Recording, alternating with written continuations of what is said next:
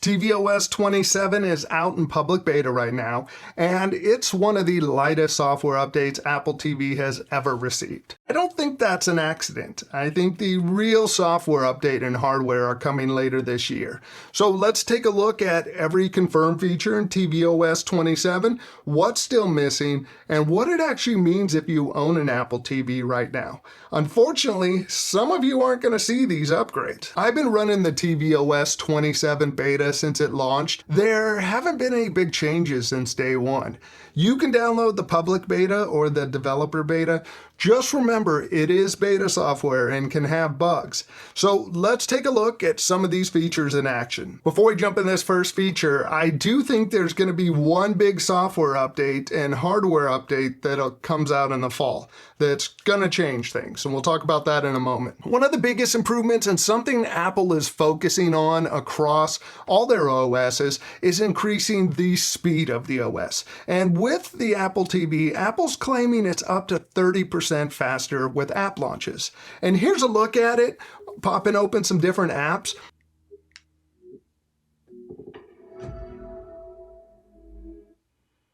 And it definitely does feel snappier. There's smoother animations, more responsive control center, and faster AirPlay connections. So overall, it just moves around nicely. When it comes to the visual, Apple did a little bit of tweaking to liquid glass on some of these apps.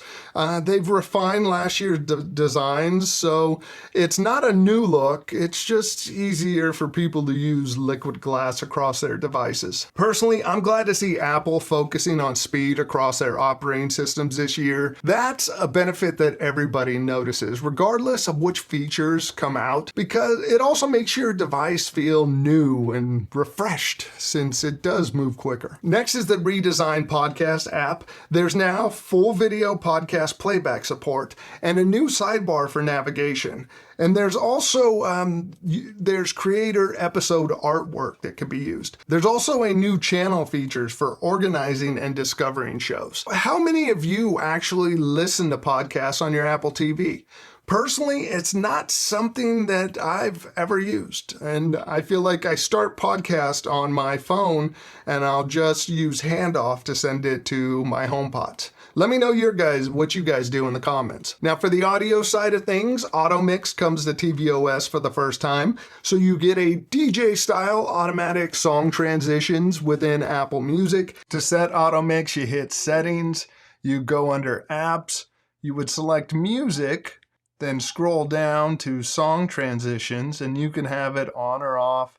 There's AutoMix. This transitions a song at the perfect moment based on analysis of the key and tempo. And then there's just Crossfade, which will just crossfade from one song to the next. There's now support for high-res lossless audio alongside standard lossless. And this is not something that's automatic. You have to go into the settings to enable this. To change the audio quality, you would go to audio quality, and you could choose between high quality, lossless, and high-res lossless. Now this does require compatible external speaker outputs. It won't do anything through internal TV speakers or basic AirPlay setups. Another question for you guys, how many of you are actually listening to high-res lossless audio? And would you even notice?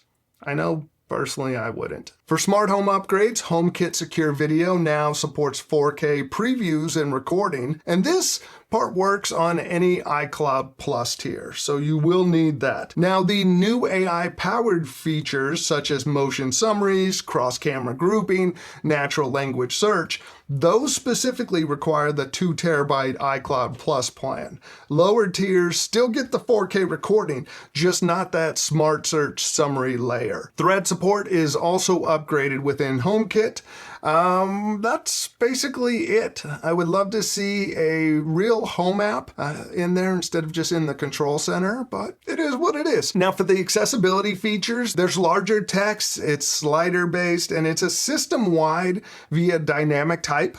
It's English only in the US and Canada at launch. There's also improved hearing aid pairing, and there's AI generated subtitles and captions for video that are generated on device. Now for some of the quality of life improvements. First, this is technically an iOS 27 and an iPadOS 27 update, but you can now add the Apple TV remote as a standalone icon back on your home screen. So instead of swiping down from the top of the screen to access Control Center and access the app, you can now do a search, bring down the search bar, type in remote, and then grab the icon and drag it onto the home screen. Or you can go to the app library and drag it onto the home screen from there. Having it right there, I think, makes it a lot more usable, because with it being in the Control Center, it's easy to even forget it's there. Next is easier profile switching. You can now switch user profiles directly from within apps like the TV app, instead of having to go to the Control Center first. So here's a look at it. You can see right here I could select it instead of holding down the button and bringing the Control Center up, which this could be useful, definitely useful for the Apple TVs that are shared in the family. But also, if you don't like these profiles, you can go into settings and you can turn it off. Like here in my office, the Apple TV doesn't have profiles turned on because I'm the only one that watches in here. Now for updates to the Apple TV, you can now update the Apple TV within the Home app. Similar to the HomePod updates, you can go in there and do software updates from there. So you don't have to go into settings and see if there's an update or any of that. Now, another update that I don't think anybody really knows what it does is smart downloads. Apple announced it. I don't know how it's used. I've tried to look into it. And the consensus across different websites is nobody knows. So now those are all the features that are confirmed, but here's the part that I think really matters. So keep watching and we'll talk about what's missing and what it means for current owners. So the first thing that's missing, or is going to be missing for some folks, is that tvOS 27 drops support for Apple TV HD, the 2015 model and older, and it also drops support for the first gen Apple TV 4K. Now on the Siri AI front, it's been confirmed, or basically the absence of it in both tvOS and HomePod Software 27, that's also in public beta, is that there is no Siri AI. We have Siri AI on all the other operating systems. Even the Apple Watch has Siri AI. It is piggybacking off of an iPhone that supports Siri AI. But no T's, nothing in the way of Siri AI on Apple TV or HomePods, which that absence points to updated hardware coming out. And even though this has been a very light upgrade cycle for the tvOS, I think the key feature that is going to make people upgrade is Siri AI. We're definitely due for a new Apple TV. I think it's 2022 was the last version. Rumors have been pointing to new HomePods and Apple TVs being ready to go and just waiting on Siri AI. And I think this is disappointing that Apple isn't using that same way of using Siri AI with someone's phone.